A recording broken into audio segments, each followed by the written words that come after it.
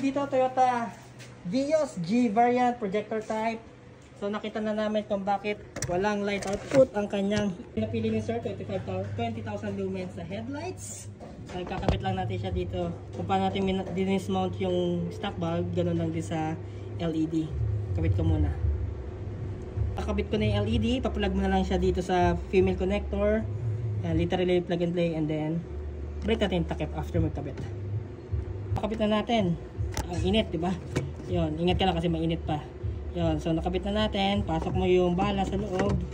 Then, tatakpan natin. So, kung na-separate video, kung kaya na isang kamay, tagwin natin. Teka, napakainit.